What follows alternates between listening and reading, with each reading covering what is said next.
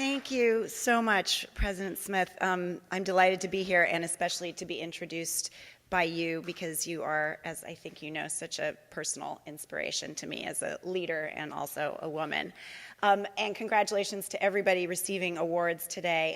Bob, Monica, Kurt in absentia. Emily Ann, welcome to your new post. And Janet, will it's forever?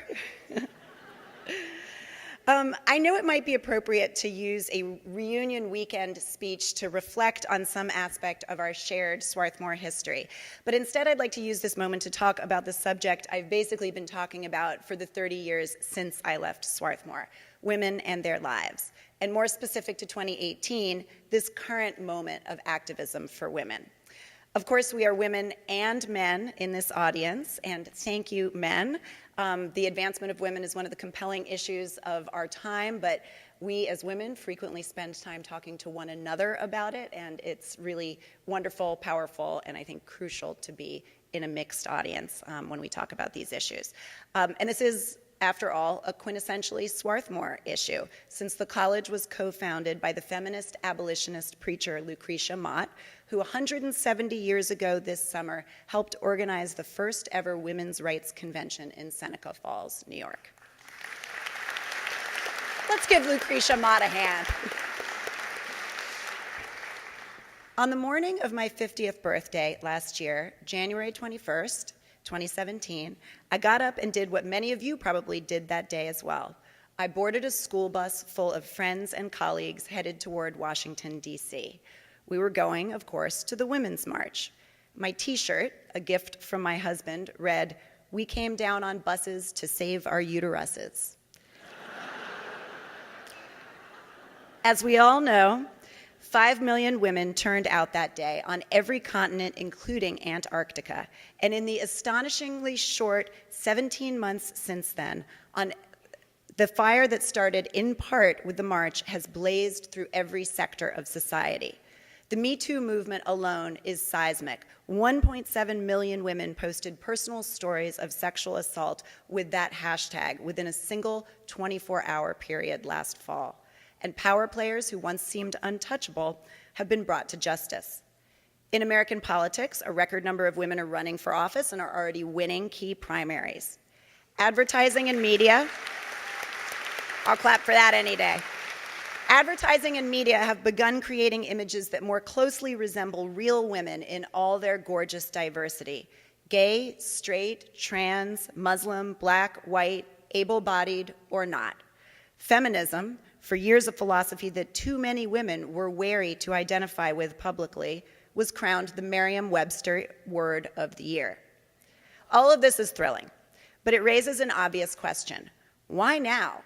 How can we, what now? Not why now, we know why now. What now? How can we keep this going? And why did it take so long? I realize that's 3 questions, but the key one is, how are we, all of us, women and men who care about equality, going to use this singular moment to make change for ourselves, our daughters, and our sons? We all see these issues through the lens of our personal experience, so let me rewind to tell you a bit about the first feminist in my life, my late mother. If you're here celebrating your 60th college reunion, I see you guys, then you're of her generation. Raised in Brooklyn in the 1940s, she was a rule breaker from day one. My grandparents, immigrants from Morocco and Russia, desperately wanted her to be a concert pianist and had her practice up to 6 hours a day from the age of 3. She entered Juilliard at 16, but she had a rebellious plan of her own, as you might if you'd been forced to practice piano for 6 hours a day. She wanted to study science, and she applied in secret to transfer to Barnard. Her parents were furious, but she went anyway, on scholarship, getting a degree in botany and then a PhD in bacteriology from Harvard, where I recall her class photos showing her as one of just 2 women in a sea of men in suits. By the time I came along, she was one of the few women running a lab at the National Institutes of Health, researching the structure of cell membranes and publishing 50 papers over the course of her career. She was a pioneer, one of her friends recently told me, and she took no shit. At home, her pioneering was lost on me. She was just my goofy, eccentric, buoyantly cheerful, frequently embarrassing mom, whose hair hovered in an absent-minded professor halo of frizz, and who liked to spend dinner time telling me excitedly about lipopolysaccharides and what happened in the centrifuge that day. It is one of the dirty little secrets of my childhood that I would frequently tune out during these conversations and start plotting my outfit for the next day. But what stuck with me was her love of work. My mom was living, breathing proof that pursuing something passionately is one of life's sustaining joys, and that women are as fully equipped for excellence in it as men. The Ms. magazines she subscribed to told me that elsewhere in the world, women were marching for their rights and filing lawsuits against discriminatory employers. Her form of feminism was quieter, but personally powerful. She believed that women could do great things in the lab and in the world, and that people should quit trying to stop them. I inherited that understanding from her. And I inherited her optimism. Albert Einstein famously said that the most important thing each of us must decide for ourselves is whether the universe is a friendly or an unfriendly place. My mother believed the former. Sometimes, cooking dinner and absent-mindedly talking to herself, she'd exclaim, "I love everybody, especially people." I found this excruciating. But her overall positive outlook, the idea that our world is fundamentally good and that it evolves slowly but surely toward progress, became mine as well.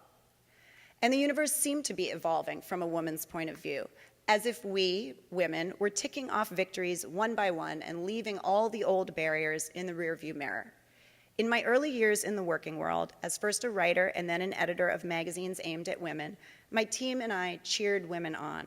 In 1992, when an unprecedented number of women ran for Congress after the Anita Hill hearings, we called it the Year of the Woman and put it on the cover of Glamour. We fist-pumped for Thelma and Louise as they brought a female point of view to the movies, and then, 10 years later, for Shonda Rhimes as she created show after show with women who were protagonists, not just sidekicks. Women were blasting through all kinds of ceilings. First four-star Army general, first NBA coach, first Speaker of the House, and a personal favorite, the first female door person at New York City's Plaza Hotel. The quote I used most frequently in my editor's letter was playwright Tony Kushner's beautiful line from Angels in America, "The world only spins forward." In 2016, after hearing then-candidate Donald Trump openly mock Gold Star mom Ghazala Khan after she spoke at the Democratic Convention, our team broke with the long-standing policy not to take political sides and made Glamour one of just a few women's publications that fall to endorse Hillary Clinton. I thought of my mom and my stepmother and my grandmothers, immigrants and children of immigrants who prized the American dream, as we made that decision. As my family and I made our way to the Javits Center on November 8th for what we were sure would be Clinton's victory party, my son asked what would happen if Donald Trump won. "He can't win," I said, confident that the candidate's brutal words about everyone from women to people with disabilities would turn off voters of both political parties. "Well, Mom, he can," he pointed out. The realization that my sixth grader had a better grasp of the American mood than me was just the first of many unfortunate discoveries to rattle my faith in progress that year. There was the realization that 63 million Americans were perfectly okay giving a man who'd bragged about sexual assault the most venerated job in the country, arguably the world. There was the realization, as the Me Too charges unfolded later in 2017, that titans of industry I'd thrown parties with were, in their spare time, forcing female colleagues to watch them shower. That TV anchors I'd made pleasant on-air banter with had been harassing and assaulting their young producers. That women had, in some cases, been speaking out for years against the routine abuses of power they were subjected to, but that no reporters had been willing or legally able to report the story out. The line of firsts I'd been celebrating had hidden a Pandora's box of ugliness and misogyny. You know that Gloria Steinem line about how the truth will set you free, but first it will piss you off? Last year, for so many of us, was step one. I know how naive it may sound to have been surprised, and it's worth acknowledging that my Black and Latina friends were significantly less startled by all these revelations. That Pandora's box of ugliness in our American dream was old news to them. In a Saturday Night Live episode that aired the weekend after the election, one skit featured a group of friends watching the election results. The women, all white, are shocked. "Oh my God," gasps the actress Cecily Strong, "I think America is racist." A white male partygoer is similarly outraged. "This is the most shameful thing America has ever done," he exclaims, at which point the black actors Dave Chappelle and Chris Rock collapse in uncontrollable hysterics. "Come on, get some rest," Chris Rock says, rolling his eyes. "You've got a big day of moping and writing on Facebook tomorrow." It was against that backdrop that I did some math. Last fall, as I prepared to leave a job I'd had for 16 years as the editor of Glamour, I decided to look back on the time I'd spent there. How, over all those years of cheering women on, had they fared? The results were dismal. Over all those years, and despite all those firsts, Congress had gone from 14% to only 20% female. Last weekend, the New York Times reported that the number of female CEOs running Fortune 500 companies has actually begun falling. As for the pay gap, yes, it's closing, but so slowly that the date by which women around the world will earn the same as their male peers keeps getting pushed back. It's now at 2234, which is roughly around the time our great-great-great-great-great-great-granddaughters will be born. In my field, journalism, the number of women in newsrooms has risen only 1% over the last 16 years. And in my mother's field, while the rate of female graduates in the sciences has risen promisingly, only 1 out of every 5 tenured science faculty members across the country are women. For women of color, the figure is an excruciating 1 out of 100. It made my head hurt. The last 10 years have brought us smartphones and cryptocurrency and self-driving cars. Still freaked out about those, but never mind. We as humans know how to get things done. We are clever. We put people on the moon. We combined donuts and croissants to make the world's best ever dessert food. So how was it that my own 15-year-old daughter could be facing the same obstacles my mother did? The world might be spinning forward, but it was spinning ever so slowly. So here we are. Women everywhere are looking at these patterns and saying, not good enough, not fast enough, not fair enough. Our frustration and determination to change things has helped create the current moment of activism. On one level, it feels new and unprecedented. But remember those Year of the Woman headlines from 1992. What will make this moment stick? As a former magazine editor, I love lists. So here, in no particular order, are a few suggestions for women and those who care about them. Number 1, don't mistake the impression of equality for real equality. A few years ago, a fascinating study commissioned by the Gina Davis Institute for Gender in Media, yes, that's Thelma of Thelma and Louise herself, found that the typical crowd scene in a Hollywood movie is only 17% female and has been for the last 70 years, no matter what the film's genre. But wait, here's the weirder part. When surveyed, male filmgoers watching those crowds perceived the gender ratio as 50-50. And if the number of women in the crowd goes up to 33%, male viewers perceive the group as majority female. In other words, when you're used to seeing men, a little female influence can look like a lot. I think the same thing happens on a broader cultural level. When we're used to seeing anything, Congress or the military or our evening newscasts or our Silicon Valley boardrooms, as default setting male, a little female influence can look like a lot. We, all of us, look at the amazing high-profile female success stories that our culture has to offer, Beyonce, Oprah, that lady door person at the plaza, and extrapolate that our woman problem is fixed. We've come a long way, we're good, move along, next issue. But multiple things can be true at once. Oprah exists, but there are still more men named John than there are women overall in major leadership positions in business in this country. This is true. Beyonce can be the queen of all she surveys, and women musicians can make up only 16% of the pop charts last year. Also true. Consider, a few years ago, the comedians Tina Fey and Amy Poehler hosted the Golden Globes together. Over the course of the evening, almost all the awards went to men. Only one woman, the co-director of Frozen, won an award outside of the actress categories. She shared her prize with her male directing partner. But the next morning, the headline in my hometown tabloid, the New York Post, read, "Too much estrogen." Let's not be distracted. When women are shut out of the prizes everybody came for, there is not too much estrogen in the room. To get to true equity between women and men and fairness for all once marginalized groups, we're going to have to challenge our own knee-jerk assumptions about where we currently are. There's a popular perception in some circles right now that Me Too has gone too far. That, as a male TV anchor whispered to me in the green room before we went on air a few months ago, the pendulum has swung to such an extreme. We've got to get back to normal. I understand the anxiety around these movements. Change can be difficult and painful, and to be clear, fairness and due process for anyone accused are crucial, no exceptions. But the idea that our culture has somehow solved everything already is just incorrect. Take that anchor's own field, journalism. The data there show that 2/3 of women reporters around the world have experienced threats or abuse on the job, usually not from irate subjects of their reporting, but mostly from their own bosses and colleagues. 21% said the violence was physical. Is that really the normal we want to get back to? We can do better, and I believe we will, but not if we call off the charge before we've really gotten going.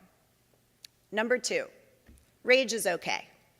Here's another quick reason people would like Me Too and other movements that are aimed at correcting the abuse of power to be over.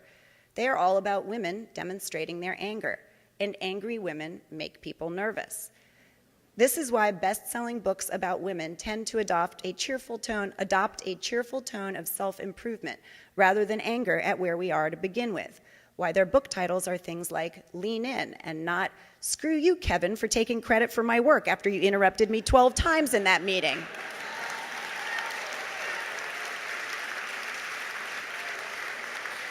Too long for a book title, but I'd buy it. This is why, on a more serious level, our elementary school textbooks have taught that Rosa Parks was just a seamstress who was tired after a long day darning pants, and not a highly self-aware activist who was rightly enraged at her country's inhumane politics. But rage is an appropriate reaction to injustice. It is, of course, not enough. It must be channeled effectively into action, and rage is never an excuse for behaving as despicably as those we are angry at. But sometimes it's called for. The rage many women feel now, as we reevaluate the experiences we took for granted, is healthy. Let's not turn away. Number 3, take a look in the mirror. Another reason we've been stuck at this level of not quite equality is that most of us, well-meaning people, don't believe we're sexist. But the new literature shows that few of us really have our hands clean. We all have our biases. Consider this, from research compiled by the journalist Joanne Lippman. Parents of boys are more likely to Google, "Is my child a genius?" than parents of girls. Funny, but also not funny. Mothers of boys routinely overestimate how fast their sons, rather than daughters, learned to crawl. On some deep level, in other words, we're more likely to see signs of brilliance in boys than in girls. As we get older, we all show more deference to men.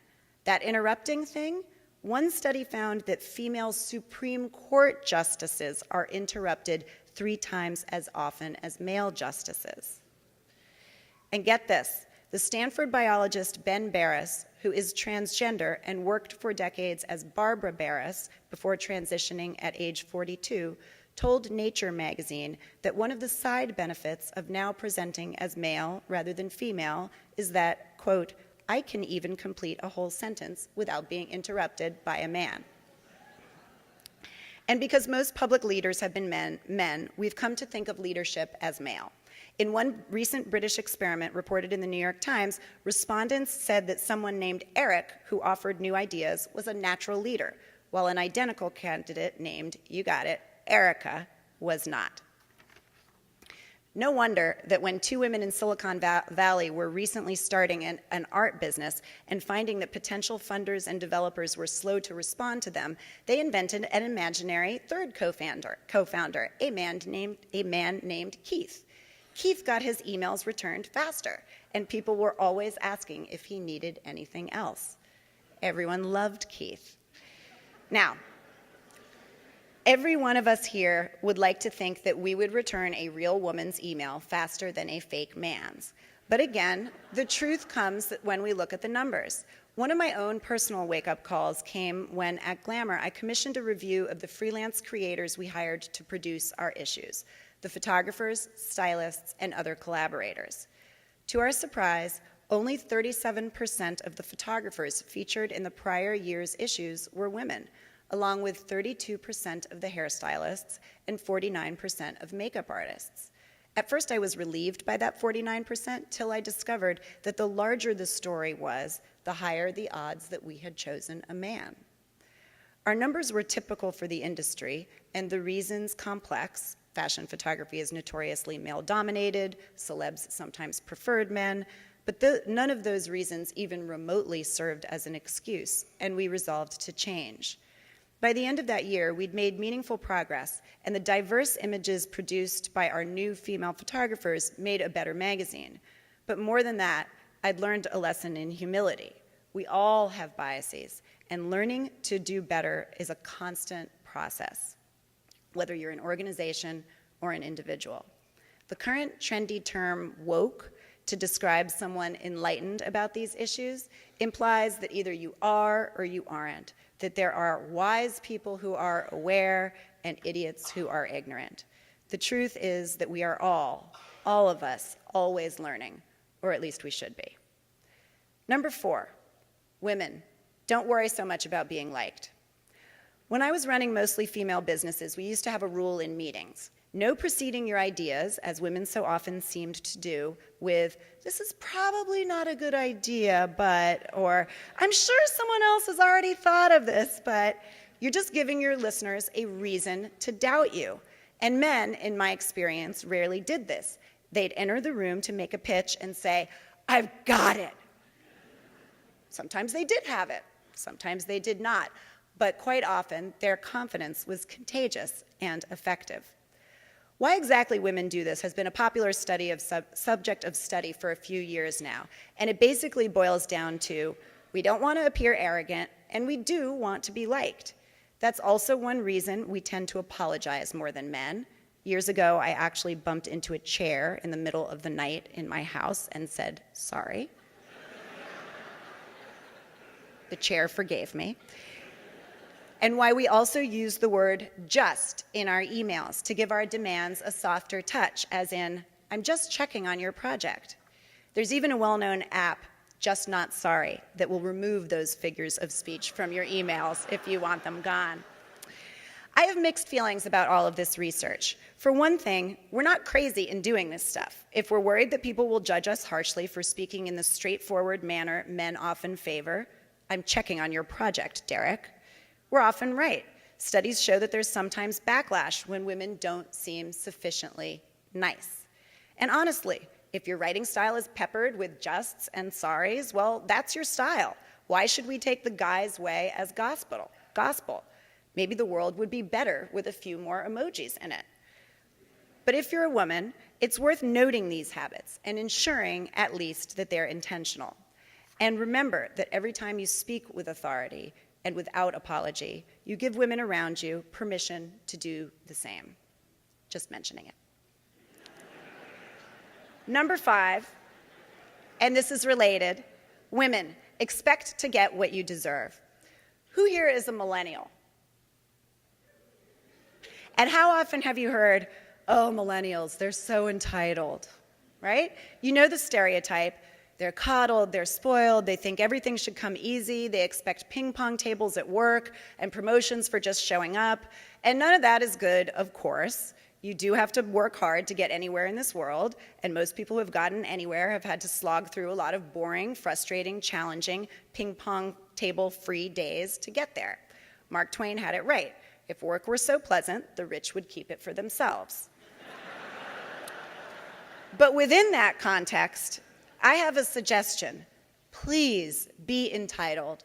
It will be your salvation. When I was a young mom, I recognized that even though the maternity leave I was getting was far greater than the shoddy national average, it was still, well, kind of insufficient. Unless I was willing to take time off without pay, I'd be back at work in just a few weeks.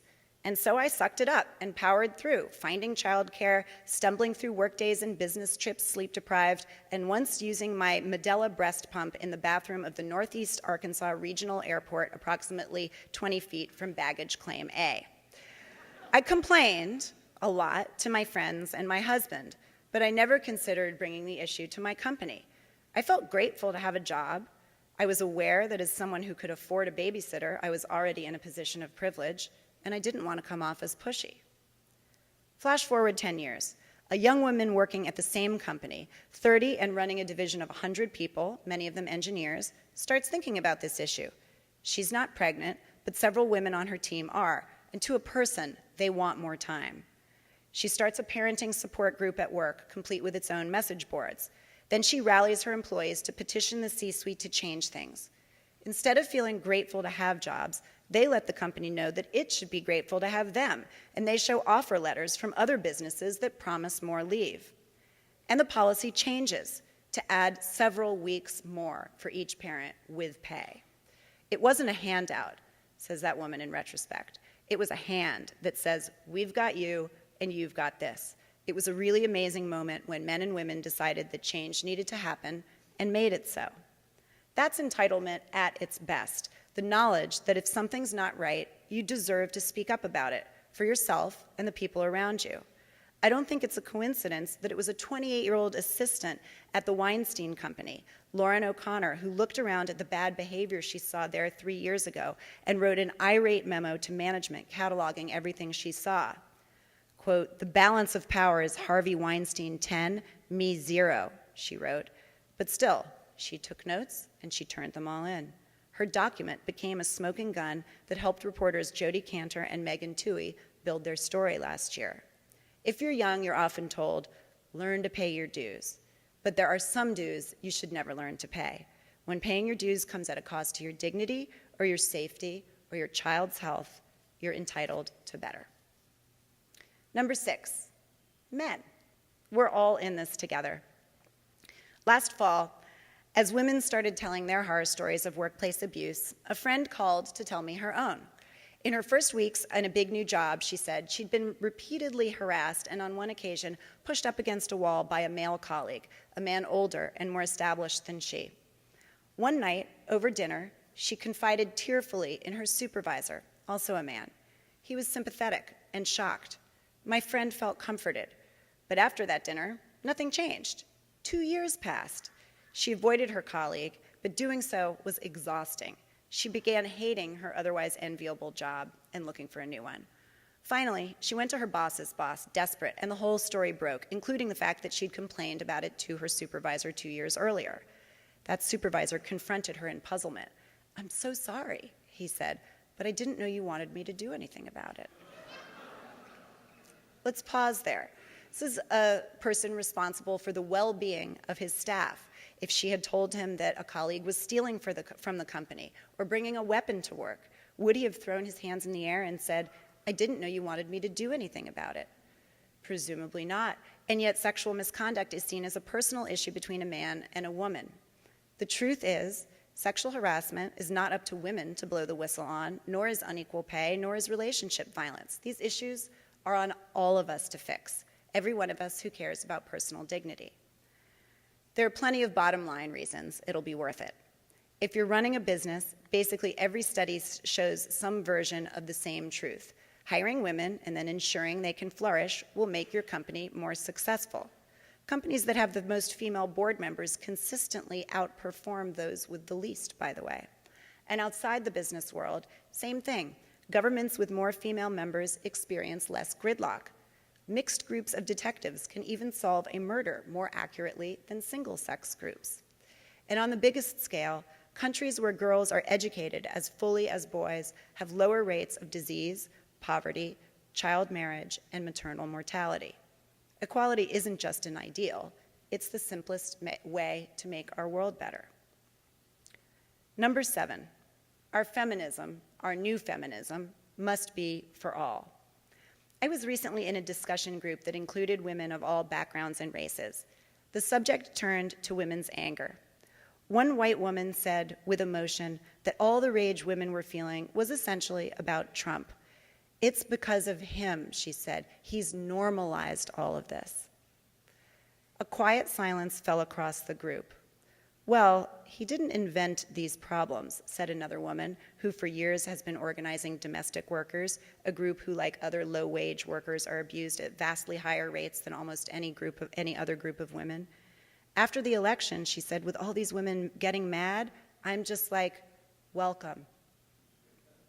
No feminism can succeed if it does not put as much focus on the rights and experiences of domestic workers and farm workers and hotel housekeepers as it does on pop stars in The Future is Female t-shirts. Consider the Women's March.